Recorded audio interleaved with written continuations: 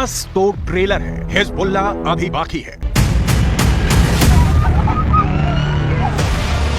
जंग हमास ने शुरू की है, खत्म हम करेंगे।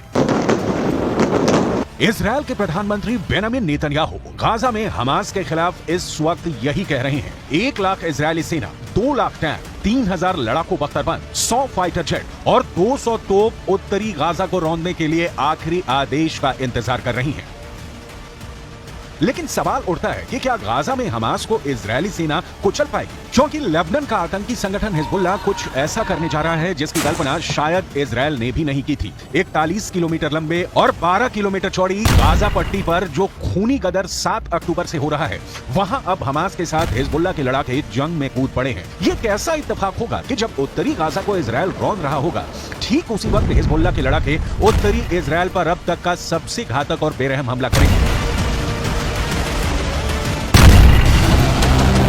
लेबनान में बैठा हिजबुल्लाह का चीफ हसन नसरल्लाह ने इजरायल, अमेरिका और पश्चिमी देशों को चेतावनी दे दी है कि गाजा को यूक्रेन मत समझ लेना। हम इजरायल को जमीन पर जंग नहीं जीतने देंगे। हम आपको आगे बताएंगे कि कैसे हमास के साथ मिलकर अब हिजबुल्लाह इजरायल को गाजा में जंग हराने का प्लान बना रहा है।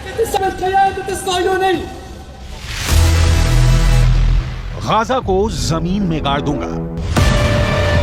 इजरायल ने हमास के भयानक और क्रूर हमलों के बाद से हमास को जमीन में गाड़ने की कसम खा ली है। 7 अक्टूबर के बाद से गाजा और वेस्ट बैंक में इजरायल के बेतहाशा हमलों ने गाजा और वेस्ट बैंक में 25,000 से ज्यादा इमारतें तबाह कर डाली हैं। इसमें गाजा में मौजूद इस्लामिक यूनिवर्सिटी भी शामिल है, जहां हमास के इंजीनियरों को तबाही की ट्रेनिंग दी जाती थी। अब तक गाजा में 2000 के करीब फिलिस्तीनी और गाजा के निवासी मारे जा चुके हैं।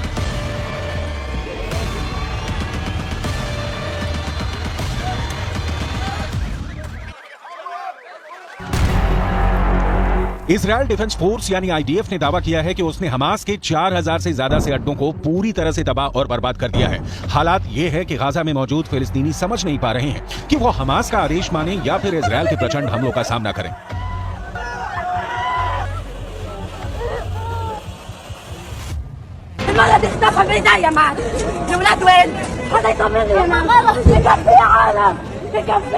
بكفي طلب احنا ناس غلابه اقسم والاولاد ماتوا بدون ما ياكلوا يسلم علي الله الاولاد ماتوا بدون ما ياكلوا। उत्तरी गाजा से भागे 11 लाख, सुरंग में घुसा हमास। इजरायल की भयंकर बमबारी की वजह से गाजा से 5 लाख से ज्यादा फिलिस्तीनी भाग चुके हैं। वहीं दूसरी तरफ इजरायल के प्रधानमंत्री बेंजामिन नेतन्याहू जैसे ही उत्तरी गाजा खाली करने का आदेश दिया, उसके बाद उत्तरी गाजा से 11 लाख गाजा निवासी पूरी तरह से दहशत में हैं। हालात ये हो गए हैं कि कोई गधों और खच्चरों वाली गाड़ी से भाग रहा है, कोई ट्रक, बस और कारों से भाग रहा है। उत्तरी गाजा के लोगों को इतना वक्त भी नहीं मिला कि वो अपने घरों में रखा कीमती सामान साथ ले जा सके। 2 जोड़ी कपड़ों के साथ उत्तरी गाजा की 11 लाख आबादी मौत के डर से भाग रही है। 24 घंटे पहले से ही उत्तरी गाजा तेजी से खाली हो रहा है। תוקפים בעזה קשה מאוד כל מקום שאנחנו יודעים שיש פעילי חמאס, מנהיגי חמאס, גם אם יש מגבלות, תוקפים. צה"ל עובד נכון, הוא עושה את הדברים מדויק, אבל מאוד מאוד חזק।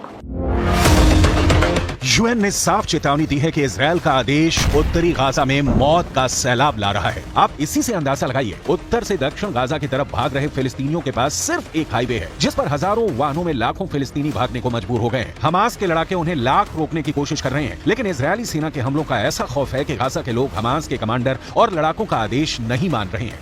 ولا إشي ضل، لا شقة ولا ماء ولا محل، كله هذا انتسف. خلال 4 ساعات أو 6 ساعات كانوا اليهود قاضيين علينا. تقريبا كانوا يخطوا كل صاروخ بينه وبين الثاني دقيقة أو 40 ثانية. بادوا المنطقة ولا إشي ضل.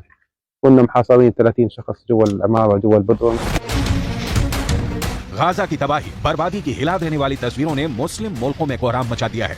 इजरायल के खिलाफ जबरदस्त प्रदर्शन हो रहे हैं। बिहार से 4 गुना छोटे इजरायल के खौफनाक हमलों ने 22 अरब मुल्कों में गदर मचा रखा है। अरब लीग ने साफ कह दिया है कि इजरायल को इसकी कीमत भुगतनी पड़ेगी। लेकिन इस बीच इजरायल की खुफिया एजेंसियां मोसाद और अमेरिका की CIA को पता चला है कि हमास हिजबुल्लाह के साथ मिलकर इजरायल को जमीन पर तबाह करने का प्लान बना चुका है। हम आपको बताने जा रहे हैं कि हमास के साथ हिजबुल्लाह की लड़ने की ताकत कैसी है।